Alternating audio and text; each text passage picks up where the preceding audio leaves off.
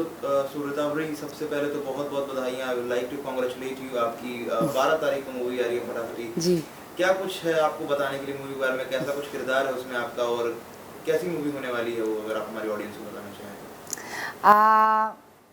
फाटाफटी ऐसी एक फिल्म है, उसका जो स्टोरी है वो सिर्फ बंगाल, मतलब जस्ट बिकॉज वो बंगाली फिल्म है वो बंगाल में लिमिटेड नहीं है, क्योंकि ये एक ऐसी कहानी है जो सिर्फ देश में क्या पूरे दुनिया में इट्स रिलेटेबल। बॉडी शेमिंग की कहानी है। एक बहुत ही साधारण लड़की जो किरदार मैं निभा रही हूँ, उसका नाम है फुल्लोरा।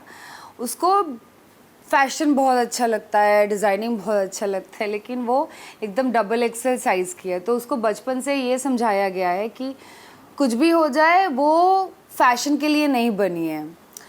वो अपने दोस्तों के लिए, अपने लोगों के लिए वो कपड़े बनाती है, टेलरिंग करती है, बट ऐसा मोड़ उसके ज़िंदगी में एक पॉइंट पे आता है जहाँ उसको लगता है कि नहीं, मुझे अभी दुनिया को बताना चाहिए about how I look at fashion, how I perceive fashion. And fashion सिर्फ लोगों, मतलब क्या बोले, कोई पर्टिकुलर फिगर पे लिमिटेड नहीं है, सबके लिए है। मतलब फैशन मतलब दुबला या मोटा नहीं होता, फैशन मतलब अपने आप को अच्छे से सजाना होता है।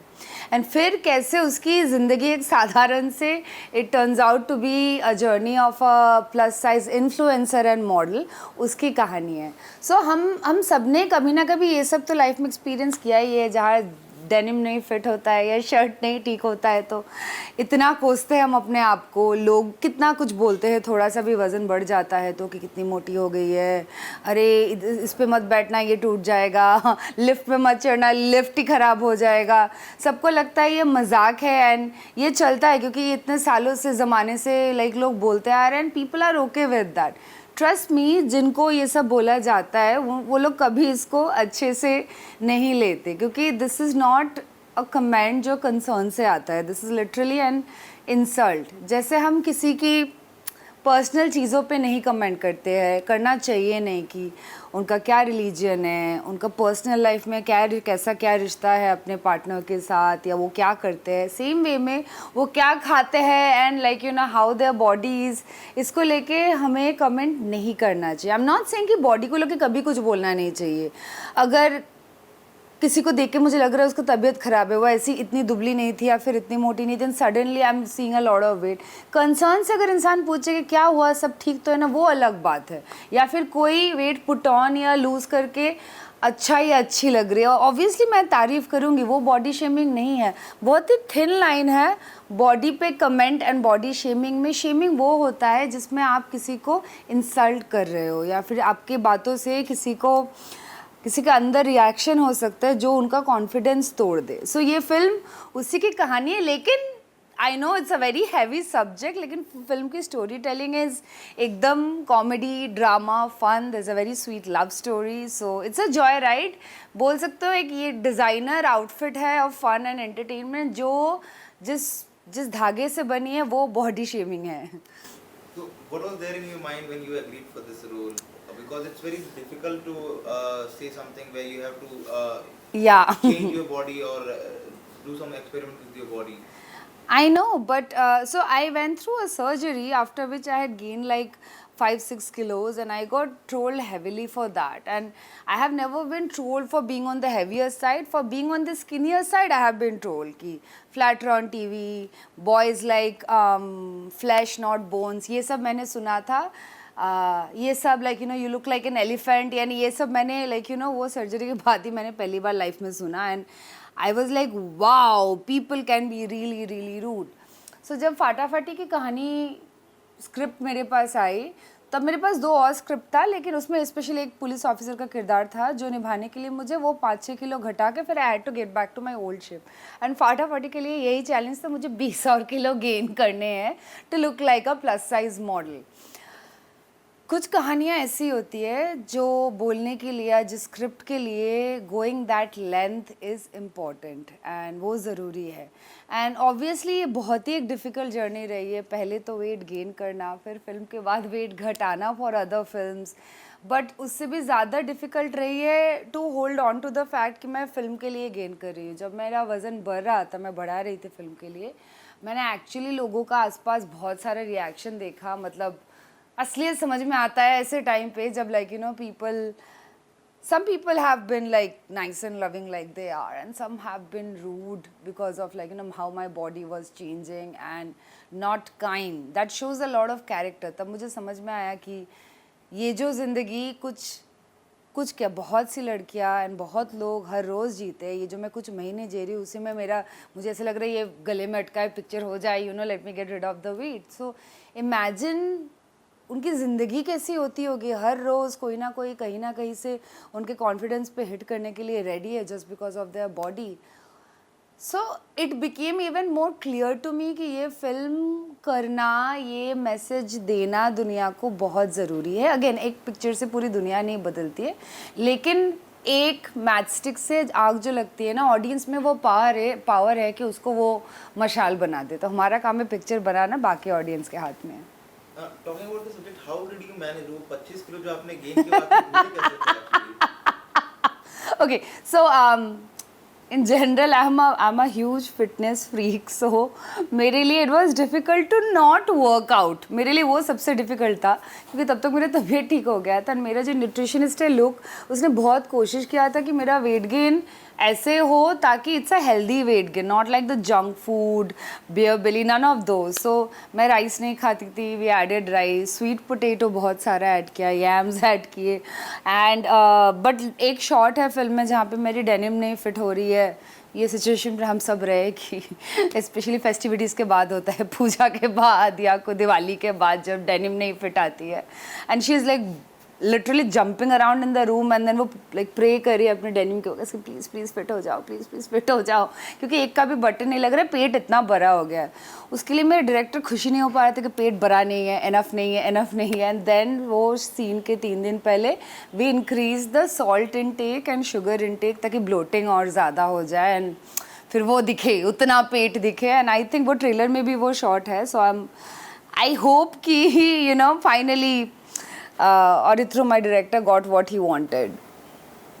As the movie has been released, जो अभी रिलीज होगी काफी बड़े पैमाने पर रिलीज होने वाली है, seeing as a Bengali regional cinema. So how do you see जो अभी वापस से एक बंगाली सिनेमा जो उठ के आ रहा है, it has been a very long time जबकि वहाँ की रीजनल मूवीज उतना नहीं बेटर कर रही थी, they were not in limelight as much as जितना पहले जबकि स्टार्ट ही कहीं ना कहीं बंगाल सिनेमा का बंगाल से ही हुआ था. जी. So how do you see that? अभी you are coming and you are there in who's heading all this campaign? Well, honestly speaking, that's been one of the reason why, and like I said, फाटाफाटी का subject जैसा है, it's such a generic subject. ये कोई बंगाली, हिंदी या English subject नहीं है. Body shaming कहाँ नहीं होती है, कोई मोटापा की वजह से लाइक कहाँ लोगों को ताने नहीं सुनने पड़ते हैं, हर जगह होता है. So which is why it is not like a subject जो सिर्फ बंगालियों को समझ में आएगा, सिर्फ बंगालियों के लिए है. ये कहानी हर उस लड़की या लड़का, उन सबके लिए है, उन सबकी कहानी है जिनको कहीं ना कहीं अपने कॉन्फिडेंस में बहुत ज़्यादा वेट कैरी करना पड़ा है just because of the physical weight. And of course Bengali cinema has been such a huge umbrella. Satyajit Ray is literally the first filmmaker to get an Oscar from our country. And उनके films, in fact मेरे father के film he made Dev Shishu with Smita Patel. Like Bengali film has always had such a art weight. अभी भी Indian Panorama में एक majority number of film Bengali ही आती है. एंड जो आप बोल रहे हो कि वो नेशनली लाइमलाइट वो फिल्मों को नहीं मिला, इट्स नॉट बिकॉज अच्छी पिक्चर नहीं बन रही, इट्स जस्ट दैट बंगाल में लोग इतने खुश हैं अपने काम को लेके, अपने ऑडियंस को लेके, उनको बाकी रेस्ट ऑफ द कंट्री का ऑडियंस शायद चाहिए ही नहीं. मुझे चाहिए. मुझे ऐसा लगता है कि सिनेमा होता है, इंडियन सिनेमा, चाहे वो मलयालम हो, हिंदी हो, बंगाली हो. एंड स्पेशली अगर उसका सब्जेक्ट इतना ग्लोबल है, इतना नेशनल है, तब तो डेफिनेटली लोगों तक पहुंचनी चाहिए, is what I feel.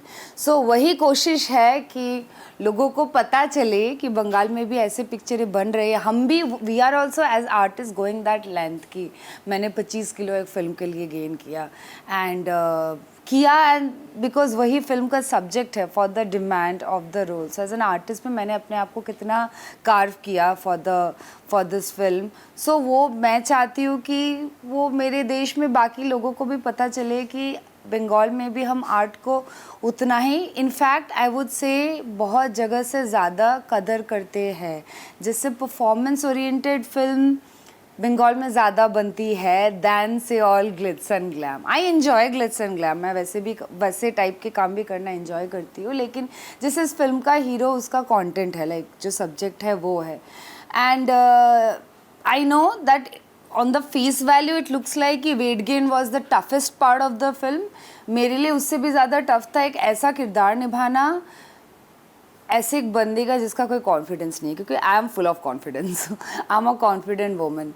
फुल्लोरा my character on the other hand, वो बचपन से मोटी, लाइक यू नो एलिफेंट, हाथी, ये सब सुन के बड़ी हुई, उसका कॉन्फिडेंस लेवल 0 है।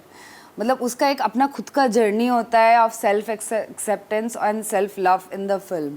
सो जो मुझे परफॉर्मेंस से लाना पड़ा, क्योंकि वो बहुत ही सहमी हुई एक लड़की है, वो मेरी जैसे इतनी चुलबुली बबली आउटस्पोकन नहीं है, बट जब आप पिक्चर देखोगे आई होप आपको समझ में आएगा कि the effort and the length as an artist I have also put into the performance, not just the body.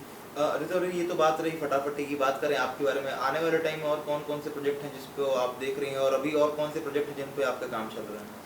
जी, अभी तो मेरा अगला जो प्रोजेक्ट है वो भी एक बंगाली फिल्म है, उसका नाम है आपनजन।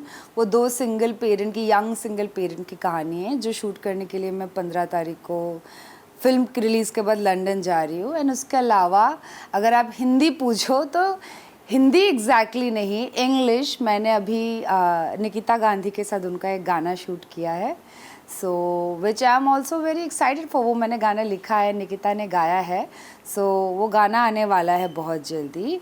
एंड मैंने बच्चन सर के साथ भी कुछ शूट किया है, मैं कि नहीं बोल सकती डिटेल में क्या है, दैट इज़ ऑल्सो कमिंग।